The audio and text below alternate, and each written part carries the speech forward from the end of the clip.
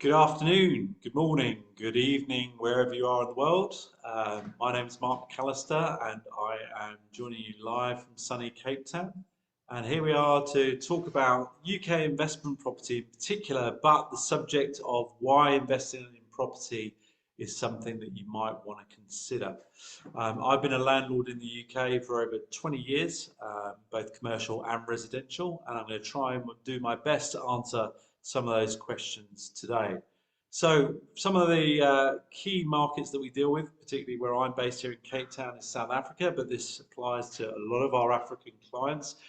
The questions we often hear are as follows. How do I get a home loan, a mortgage, as we call it in the UK, from South Africa or other African countries?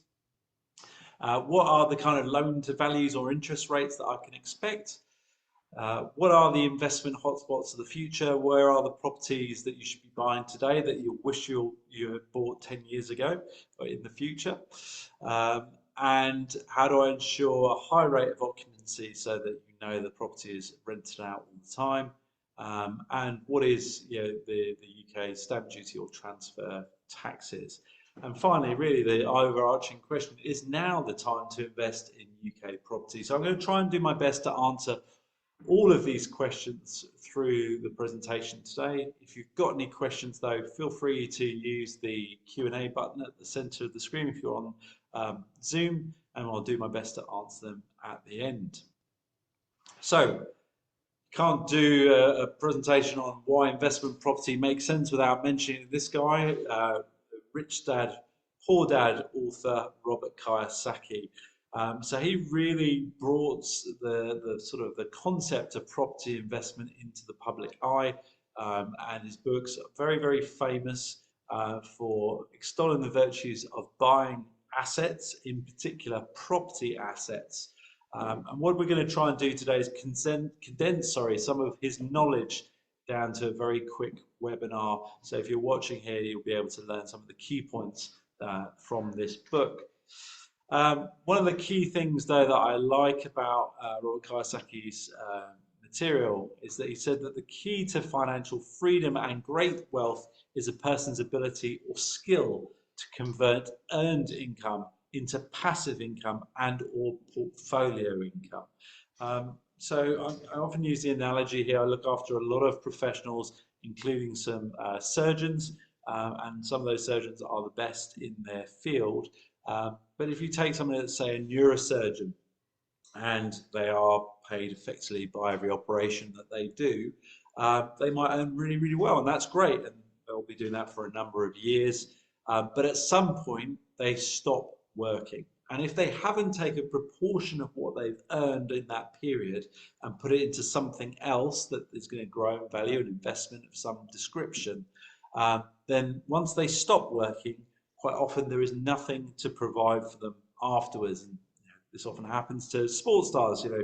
Take a UK football player that might earn really, really well. If they don't think about the future, then they can end up in poverty in some cases, many years later. And the same principles apply to the rest of us mere mortals. So regardless of how much you earn, one of the things you need to do is, when you have a job or you have a business or whatever it is you do that generates income, a proportion of that needs to be allocated to some form of investment. And investment property is a key way of building your wealth outside of your employment or your profession.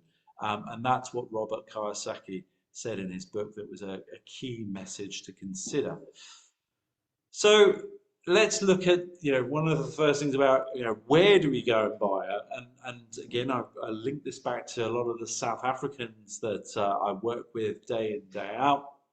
Same principles apply elsewhere around the world, and I often say that within my client book there's a lot of guys and girls that have lived in the UK and come back, so like a lot of expats, and that I have two types of clients really that return to South Africa. And that's happy clients and unhappy clients. What do I mean by that? Well, the happy clients are normally the ones that 5-10 years down the line have retained some kind of UK investment property, some kind of pound-based income from their rentals. The ones that are upset normally are the ones that have sold up their UK investment property 5 years down the line. They realise they can't buy back the property that they used to own, sorry, and that is a challenging conversation to have.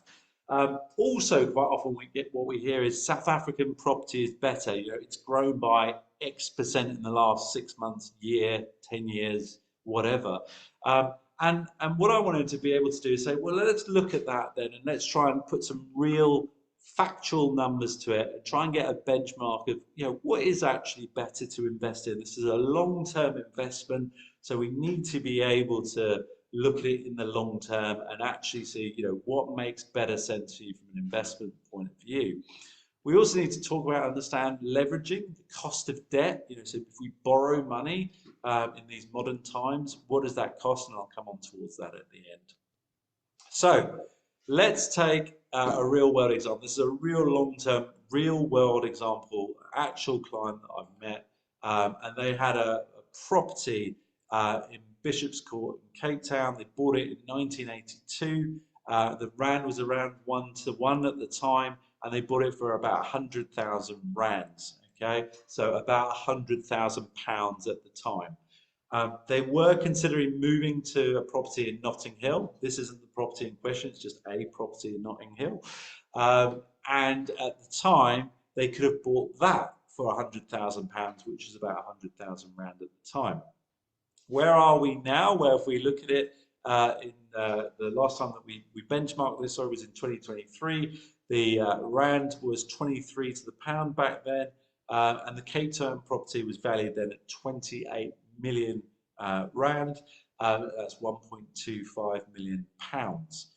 The London property, however, was valued at 16 million pounds. That's 368 million rand of lost value by owning property in an emerging market over the last 40 years, as opposed to somewhere like South Africa, where there is a significant oversupply, relatively speaking, to a crowded UK market.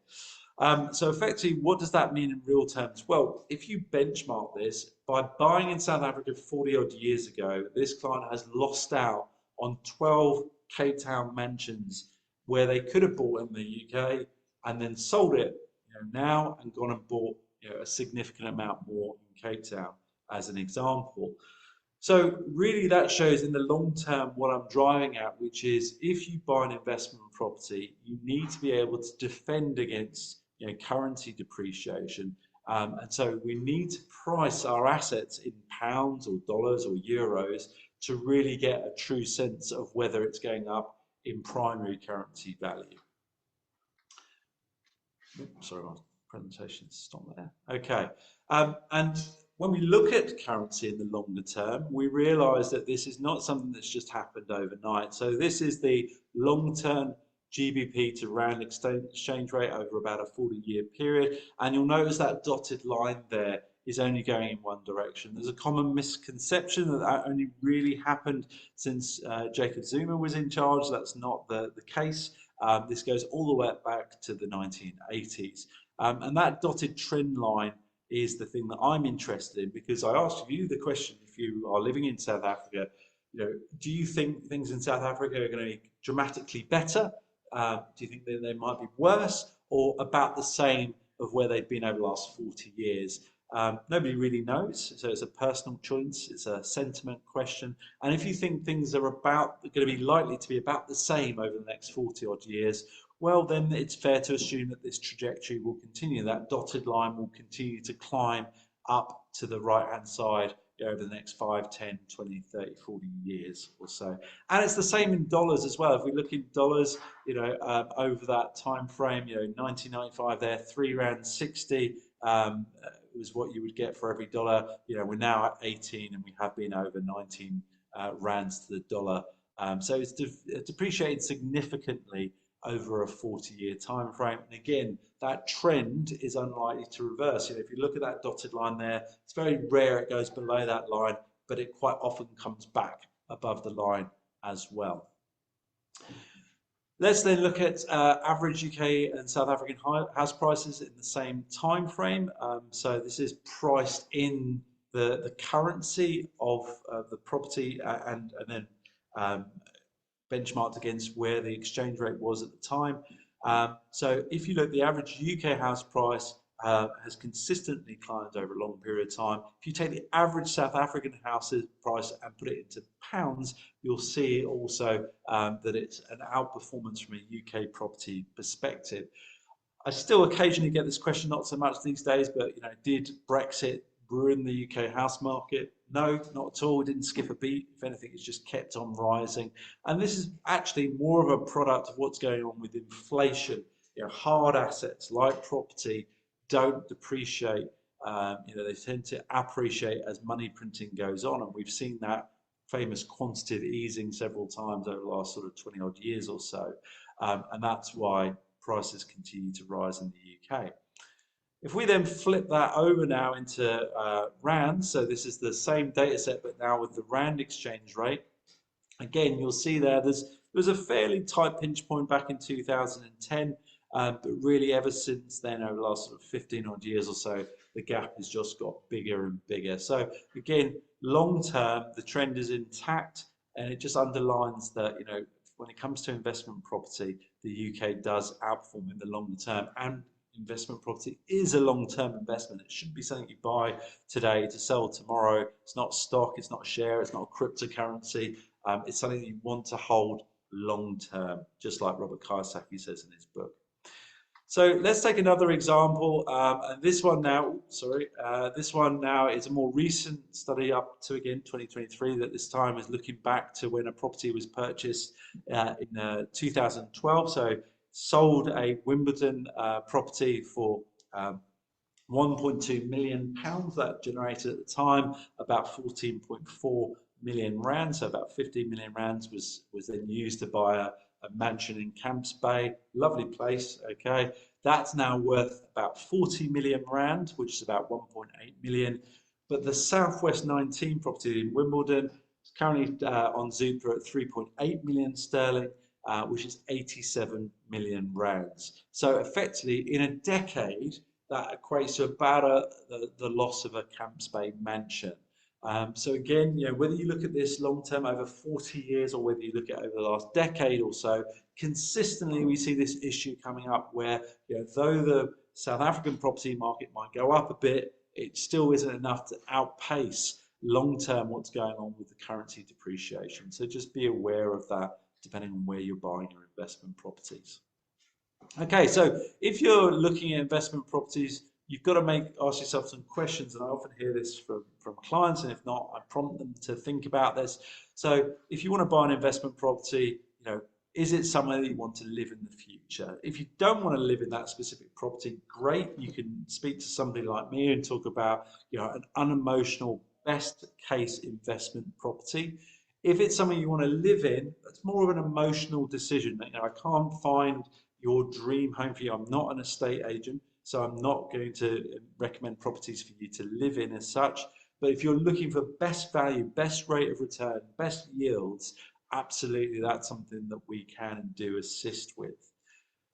Do you want a cheaper and older property that you have to maybe fly abroad to fix or manage? Again, some extol the virtues of buying properties and doing them up. That's great if you know that you have contractors on that side, or you are able to do the work yourself. But if you're living abroad, somewhere like South Africa, it's very challenging to just run down the road and fix a property if it's overseas. So, potentially buying something that's slightly newer might make sense, or at least something that has a warranty period still in place. And with that, would you rather have that, so you've got guarantees and warranties that you can rely on from developers, or even the appliances might still be in warranty if you buy a newer property? And one of the things that we've seen, and this is very acute at the moment, is that there might be discounts available through buying property off plan at a lower value, locking in a property price now, knowing that it's likely to go up a lot in the future, and that's something that we're seeing a lot of clients taking advantage of currently.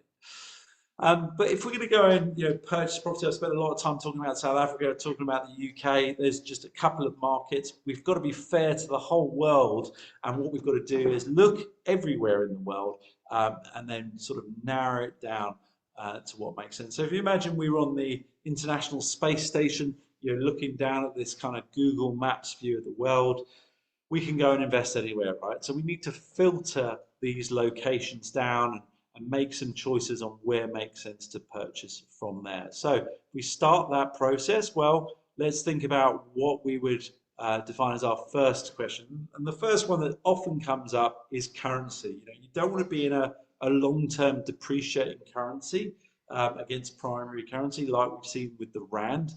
So if that's the first thing you're thinking, you're not alone. So I often start on this foundation. This is the concrete in the ground, as it were. So if you don't want to have emerging market style currency depreciation, you might be in Nigeria at the moment. You've experienced the naira depreciating by almost half in a very short period of time. As an example, there's other currencies around the world that have had similar. Then really what you need to do is narrow down to the primary currencies, what we refer to as the tier one currencies, and what are those? Well, predominantly they're pounds, dollars, and euros. I throw in the Swiss franc and a few others, but pretty much those kind of currencies is where you need to price, and really in the countries where those assets sit as well. So I know, for example, a lot of our African clients, price, for example, in Zimbabwe, the prices are often in US dollars. But at the end of the day, it's not US dollars in a US dollar market. It's a US dollar market because that's the currency of choice. It doesn't necessarily mean the underlying value is denominated in dollars, and have a discussion about that separately later. So let's just say we're looking at primary currency and primary currency countries as our first level filter. And we go back to our Google Maps view, and this is what the world now looks like. If everywhere else that doesn't meet that first filtration question sinks into the sea, we're pretty much left with these jurisdictions. And those are the ones that we can recommend that are likely to not have a long-term currency depreciation challenge. So it's quite surprising when you look at it like this. So there's the countries that we have on our short list.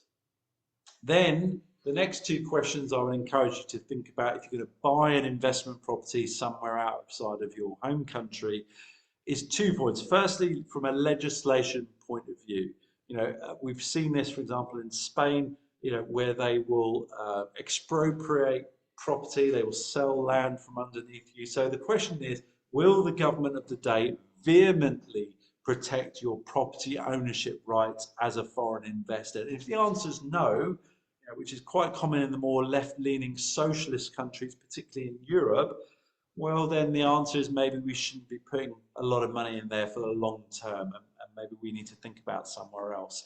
Linked with that is taxation. So, are you going to be taxed less favorably just because you're a foreign landlord, or disproportionately so? Yes, there might be slightly higher taxes, but is it surmountable as a challenge, particularly if there's a prevailing dual tax agreement in place with that country, depending on where you are? So those really are the next two questions I'd encourage you to think about. So are you going to be protected as a foreign investor? And two, are you going to be taxed at least as favorably as somebody in that country would be if they invested, or hopefully not hugely penalized? And when we apply those two questions to that shortlist that we just saw, well, what happens to our Google Maps view? Well, suddenly it starts to look very much like just a handful of countries that we could recommend that tick all three of those filtration questions. And where are those countries? Well, there's Portugal, the Republic of Ireland, the United Kingdom, and Germany. That's it. 3 of those are priced in euros and 1 in pounds sterling. Every other country around the world will fall foul of one of those other 3 filtration questions. It does change, okay, but this has been fairly consistent for a number of years now, and these are the markets that we would recommend that you think about for consistent long-term currency growth in a primary currency, with a government that will protect your ownership rights as a foreign investor and also not tax you in a way that is disproportionately unfavorable just because you live overseas. So finally, once you've done that and you've got it narrowed down to a handful of countries, Then we need to start looking at the actual investment case. So out of these four countries, where would we be leaning at the moment from a recommendation perspective? Well, very simply put, we use the age-old property investors trick, which is to try and preempt the infrastructure spend. What do I mean by that? Well, if we go back in history, there was this bit of grass that had some old aeroplanes on it, and then this old area of docks in London. And what did they become? Well, they became Heathrow Airport and Canary Wharf. And when you look at those two areas, they have significantly outpaced the average property growth in the UK because of the infrastructure spend that's gone on close by to those areas. So if you can, buy investment property with infrastructure spend in mind. So let's come back to our four countries that we have on our shortlist. Where is the biggest infrastructure project in Europe, and what is that spend, and where is it going? Well, the answer is actually the high-speed rail line between the south of the UK and the north of the UK. Now, just to give you full disclosure, this has evolved. So now it's really stopping, as far as you can see, the phase 2 lines there going up to Manchester. But ultimately, at the moment, phase 1 is what's being built at the moment. But it's still a key amount of infrastructure spend between London, which is a big populous area, about 15 million people, and the next big city, which is Birmingham, about 1.2 million people, so a fraction of the size, relatively speaking. But just to put some meat on the bones of this, so I own a few investment properties, one of which is in a place called Guildford in Surrey. If you take a 2-bedroom apartment there now, it's in the commute it's about 40 minutes on the train from London. That's worth somewhere in the region sort of £400,000 sterling. If you take the same 2-bedroom apartment and you put it somewhere like Birmingham, you can get it for a fraction of that price, maybe £300,000 worth of expenditure these days, maybe 250 if lucky, depending on where it is. And the key point is that when the high-speed rail goes in, the travel time from Birmingham comes down dramatically. It's currently about 1.5 hours. It'd be down to sort of 40, 50 minutes. So what a lot of people are missing is that effectively high-speed rail in the UK is going to make Birmingham almost like a suburb of London and very easily interconnected to the other northern cities as well. So it's part of what's called the Northern Powerhouse strategy, and we still feel huge potential for growth in the northern cities relative to what's going on in London because of the affordability of properties in that area. So am I saying that a property in Birmingham is going to suddenly go up by £100,000 overnight? No, that's not what I'm saying. But from a long-term perspective, you preempt the infrastructure spend. If I was buying property anywhere today, I'd be looking to the northern cities that are close to transport hubs in particular. So that's sort of the hotspots and the areas, and then coming back to the Robert Kiyosaki book, Should I Leverage Property? So this is again one of the key lessons in his book. Why would you go and leverage property? Borrowing money is bad. Yes, it is if the asset is going down in value. So the amount of people that finance cars and then wonder why they don't accumulate wealth. This is the opposite. This is good debt. So this is debt that is on an asset that's likely to go up in value. So you are leveraging that growth. But let's benchmark it. So let's just say, you bought a property in, say, Birmingham or Manchester or something like that for about £250,000. And let's say it conservatively rises by about 5% per annum over the next 6 years. So 6 years from now, it's 2031. That property might be worth £325,000. So you've effectively made £75,000 profit or gain over that period. But you've also had the benefit of renting it out as well. So if you rent it out, say £1,000 a month, very achievable in the current market, 4.8% yield, that's £12,000 a year in income, £72,000 in total that you've accumulated in rent gross before any tax, obviously, over a 6-year period. So you've effectively made a gross profit of £147,000 on your £250,000 investment. So as a cash buyer, you said, Mark, I'm ready to go today. I've got £250,000 sterling, $300,000 in the bank, and I want to go and buy in the UK. You're looking at about a 60% rate of return, over that period. Okay. If you were to leverage, what does it mean and how is it different? Well, let's have a look. Let's say we go and buy the exact same property, but this time we put 30% of the money into the deposit rather than 100%, and we go and borrow, say, 70%. What would that look like? Well, in that scenario, you would borrow £75,000. Sorry, you put £75,000 in a deposit and borrow £175,000, and that's your loan to value split. The property grows the exact same rate, say 5% a year over the next 6 years, and it rents out the same amount. The mortgage interest is going to be a challenge at the moment. I'll talk about where we are with interest rates at the moment. So you might be cash flow neutral, might be slightly in a deficit today, but one of the things I'm going to talk about is how quickly we expect interest rates to come down and what the prices are in the market today. But regardless, you're only paying that interest on 2/3 of it, or potentially 60%, or potentially 50% if you don't borrow so much. But let's just say that you do this model. The key thing is, at 6 years in the future, when you sell that property, you clear the mortgage, you've made the same £75,000 profit, and as long as you are cash flow neutral, then effectively you've made 100% return on your investment. So this is what Robert Kiyosaki means by making money using OPM, other people's money. And it's bizarre that it's one of the few asset classes where you can go to a bank and say, hey guys, I'd like to borrow some money secured against this investment. Will you lend it to me? Sure.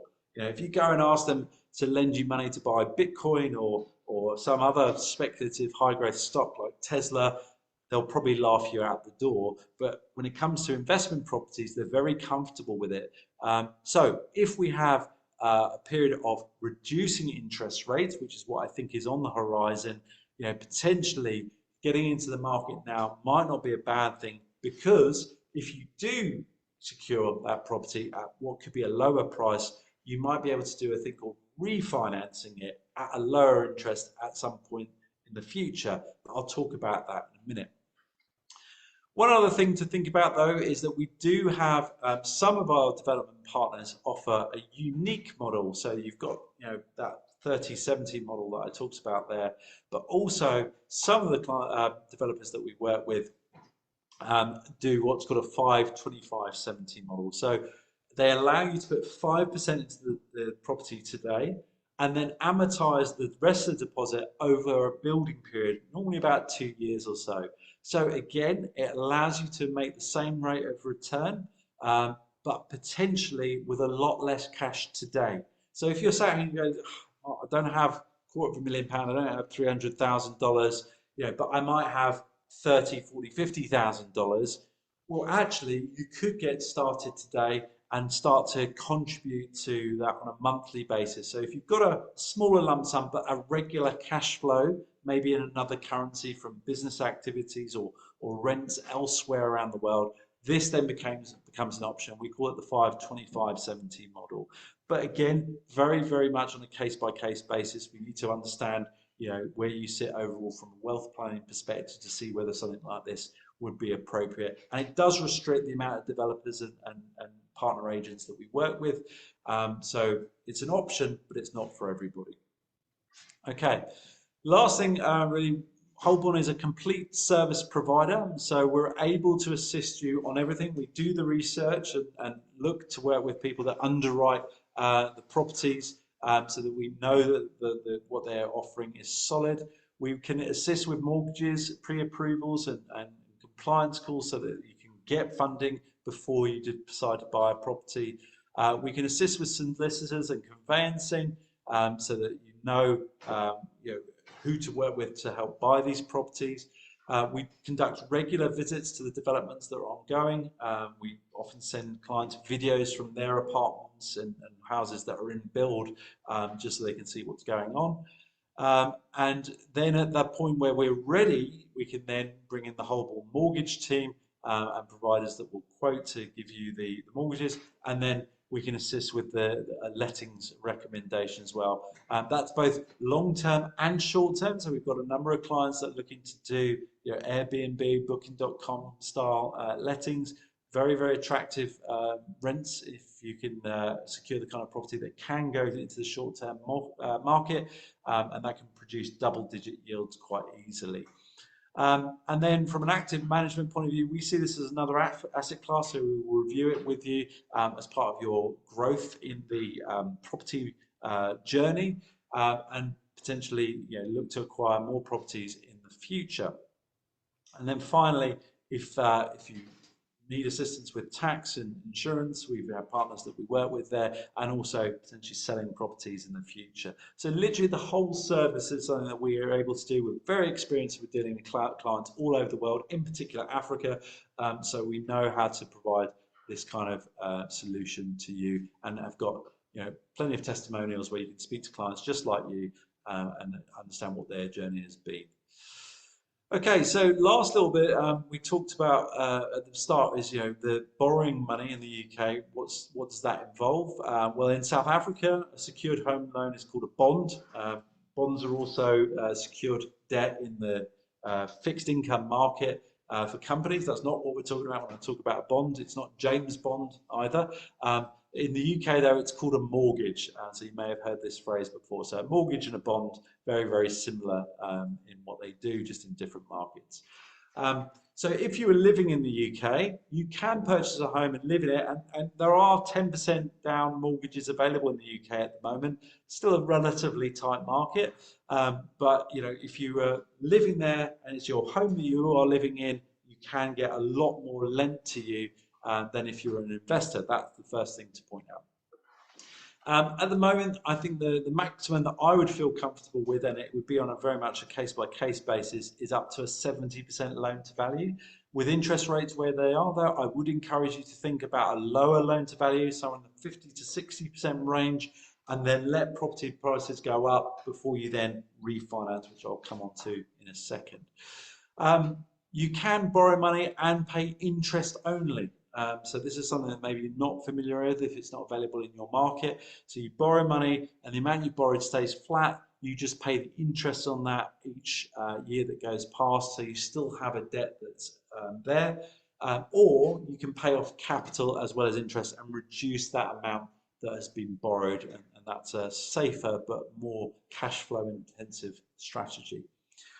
What are the interest rates? Well, typically 1 to 2% over base rate for foreign investors in the kind of markets that we deal with. That being said, we are already seeing positive signs that the market is shifting down a gear and trying to tempt people into the market with lower rates. So actually it's much closer and sometimes under the 1% over the current UK base rate. And I'll talk about that in a second. So where is base rate at the moment? Well, it did surge a lot. It went over 5% at one point. It's now back under 4.5%, so still relatively high when you look past over the last 25 years, but it is settling down a little bit. Unfortunately, the UK budget, the new Labour government that took over, has shocked the market a little bit, and they thought that interest rates won't come down as quickly. However, it's still showing signs that we're going to head down in the future. And one of the things that you can get when you borrow money in the UK is either a fixed rate deal, so you know exactly where you are, which is great. If interest rates go back up, you're still paying a lower level. Not as good if interest rates go down. Or a tracker mortgage. So therefore, as interest rates come down, you pay less every single month. So it's a little bit of a gamble because we're hoping interest rates will come down, but they might not. So don't take it as gospel that interest rates will definitely come down. It's just a market prediction. And quite often you can lock those deals in for between 2 and 5 years, and they might have some kind of incentive built in around them as well. But again, we don't know until we take your case specifically to the market for consideration. So one of the options that you've got if you have an existing property is to look to tap into some of that equity value and go and buy other properties. There are some better interest rates for equity release from what I've seen recently. And one thing I would say is there are some great deals at the moment, particularly in the UK at the moment. Like I say, the market's a little bit depressed at the moment. That's your advantage right now if you are looking to buy. So if you're thinking about getting another investment property, I'd really encourage you to do it before interest rates come down much further, because as interest rates come down, the cost of debt comes down, and that's what drives property prices. It's cheap debt rather than necessarily the underlying asset. So you can grow your portfolio today, and whether that's through existing properties or whether that's through new builds or a combination of the two, we can help put some plans together for you. And rather than leaving that equity languishing in a property, okay, yes, it's super safe. Why not put it out to work at the time that it makes sense to be buying investment property? What are the current UK mortgage rates? Well, we get various quotes from providers on a regular basis. This one's just come through on the 12th of March. What are we seeing? Maximum loan to valuation, maximum loan to value 75%, regardless of whether it's the amount that's borrowed. But what you'll see there is on a 5-year fixed rate now, only 5.49%. So only about a little over a percent over the base rate at the moment. And if it's a larger amount, only 0.5% over. What does that tell you? Well, it tells you that money is probably going to get cheaper in the future. So if you lock in for now, that's fine, but you'll probably find that if you locked in 2 years from now, you probably have a lower interest rate. So that's the kind of incentives that are there at the moment. So again, what's the things that I'm recommending to clients from a strategy point of view? Well, take advantage of the low property prices. Buy now, slightly higher interest rate, fix it maybe for 2 to 5 years, and then know that you're going to be refinancing at some point in the future when it's likely to have gone up quite a bit in value. Why do I say that? Let's just see if this will advance. This is the current prediction around interest rates from this is money.co.uk. What you'll see there is the red line was the forecast, so from sort of 2026 onwards, 3% interest rates in the UK.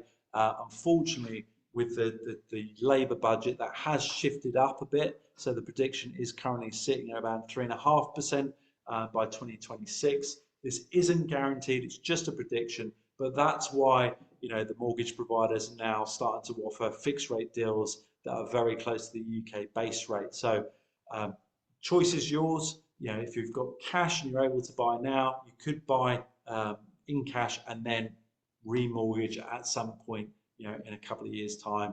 That's also a good strategy to consider. Coming back to our example around if you've got an existing property and you want to draw equity out of it, let me give you a real world example now. So let's just say you had a £800,000 property in the UK, no mortgage left on it, you paid it off, you've done the right thing. It's probably, that sort of value. It's probably going to be somewhere in the south of England. I don't want to say southwest 19, but somewhere around there. And therefore, it's probably renting around about 4%, give or take. Again, we can do a personalised quote on this if you have an example yourself. Let's say you go and borrow 60% loan to value at 5% interest rate. We've just seen it there, fix it for 5 years. You're going to be paying £24,000 in interest. If you've got £32,000 coming in rent, you've got an £8,000 surplus there to tap into that equity today. So more than achievable. You're not going to necessarily have a huge issue with that unless your tenants aren't paying their rent. Something you've always got to bear in mind with investment properties, void periods, but it is achievable. So you take that equity release, £480,000. What do you do with it? Well, let's go and buy 4 properties worth £300,000. £120,000 into each, very rough numbers, and borrow the other 60% there. So £180,000 that goes into the mortgage side of things. So we've now got 4 properties with mortgages on them. Let's say that 6 years goes past and then we hit the predictions that Savills and the likes of the other independent agents are recommending for these areas. Obviously, your property that you already own is probably going to have gone up. It's probably worth about 1.5 million. Don't forget we borrowed £480,000 against that. Let's look at our investment portfolio. Well, those properties were, we bought them at 300,000. They're now worth £425,000 each. But the amount that we mortgaged, remember that £180,000, that hasn't changed at all. So we could, in theory, sell all of those properties if you wanted to, clear the mortgages, and then what you'll find is that even with a capital gains tax bill of 28%, that's what's paid on UK citus assets, there's going to be £360,000 left over if all of this plays out. So my message really is that if you do have a property in the UK and it's either got a small mortgage on it or no mortgage at all, one of the things you might want to consider is whether it makes sense to borrow money against that and then go and buy more investment property to fund your future retirement. Coming back to what Robert Kiyosaki says, put that money to work. Okay, I know that's a lot to take in. Hopefully we've covered a lot of the key points and questions that you might have. If there's anything that I haven't covered, feel free to ask now by pressing the Q&A button at the bottom of the screen, and I'll do my best to answer those questions now. Here are all my contact details, so if you want to reach out to us, don't hesitate to do so. You can send us a WhatsApp or join us on the various social media channels below. Feel free to drop me an email, and if you're based in South Africa, I'm between our main Western Cape offices, so I'm based in Somerset West, but I'm between Constantia and Val de Vie on a regular basis. Also up to Joburg and Durban, and I will be in Mauritius this year as well. So happy to meet you there and have a face-to-face discussion on whether investment property is something that you need to be thinking about and how we can set that up and whether that should be held in a certain way or not. Ladies and gentlemen, I don't think there's any questions, so thank you very much for listening. Don't hesitate to reach out if you want to follow up on it some more, and all the best. Have a good remainder of the day.